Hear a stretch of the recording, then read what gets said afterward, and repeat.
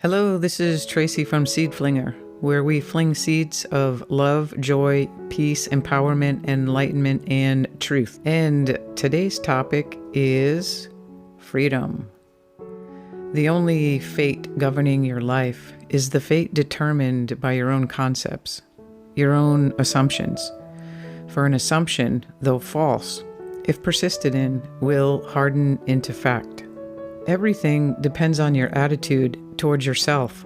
That which you will not affirm as true of yourself can never be realized by you, for that attitude alone is the necessary condition by which you realize your goal. The freedom that people are seeking is the freedom from negativity. It's hard to be free of that when we are highly suggestible, influenced, and believing what other people say. Looking for the truth can be frustrating because we tend to look for it outside ourselves, but we are actually creating what it is that is our truth and our experience, and we can only do that by mastering our own thoughts. The road gets narrower. By that I mean you become clearer that if you believe in well-being, that it's absolute, then nothing can touch you. It's almost like doubt disappears and we no longer entertain the possibility, because the moment that you entertain the possibility, you're no longer feeling safe and secure. Be strong then and brave, pure, patient, and true. The work that is yours, let no other hand do, for the strength for all need is faithfully given from the fountain within you, the kingdom of heaven. The greatest challenge or hurdle is always our belief. We don't believe it to be true. We don't believe it to be true because our past experiences tell us that it's not. We really haven't disciplined our mind enough to actually program the subconscious to believe that it's true. And so most of us are wishy-washy. So we get both good and bad. A lot of times it seems like our prayers are unanswered. And it's not that they are unanswered, it's that we're focusing on the wrong end of the stick. We're focusing on fear.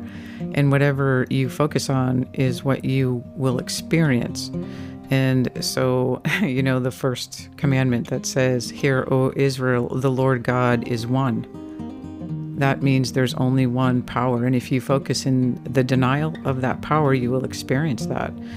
And so it's not that God's in control and allowing all these things to happen. By the way, that's one of the biggest questions that people ask, or their doubt and faith in God, is why are you allowing this stuff to happen?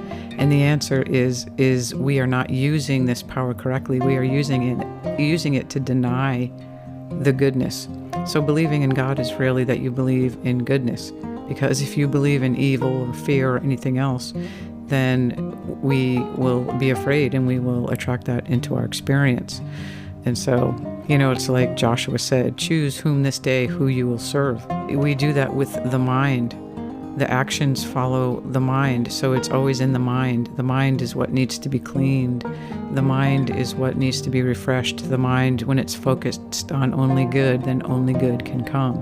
And it's not that you should just believe this. You should put it to the test. You should focus on many times during the day of impressing onto your subconscious, and the subconscious is really the source of life that brings everything into existence. Practice impressing on your subconscious until you have no doubts, until you are living a joyful, happy, free from negativity life, because fearful experiences and thoughts just create stress, and the body can't heal from that. So to believe in well-being, to believe in love, to believe in joy, to believe in freedom until it's absolutely known, it has to be chosen. It must be chosen. You just can't randomly think that someone outside yourself is going to do it, because the very source of life exists in you. This omnipresence is everywhere. That means it's in you. So if we choose to deny it, then we won't experience this power, this love, this freedom. But if we choose to experience it, then that means we have to focus on it to the point where it becomes automatic. Just like every time you learn something new, the subconscious picks up on that and automatically does it, like driving a car. This is how the subconscious will be programmed. This is how it was programmed negatively, and this is how it's programmed positively, until you impress on it, and then you don't have to work or effort with it. But until then, if you are going to have doubt and fear, then it's not a life to live. And this is really a good time while we're home, being able to use this time to impress on the subconscious these affirmations of there is only good, and there is only love, and there is only joy. Even death itself is, this is the law of life, not the law of death. And so death is just a belief that there is not life. When there's only life, even when the body falls away, there will be life and another body and on to another reality.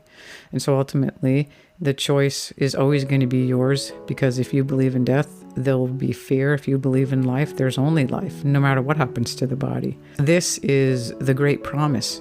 This was promised to mankind from the beginning, and it all depends on not your belief in God, but what you do with your mind. As which way do you turn? Will you choose to impress your subconscious into fear or into love? These are our only choices. There's a lot more freedom in joy, because you never have to watch your back, always wishing for other people goodwill, instead of these assumptions of these powerless positions of fear and not wanting people to be wealthy and healthy.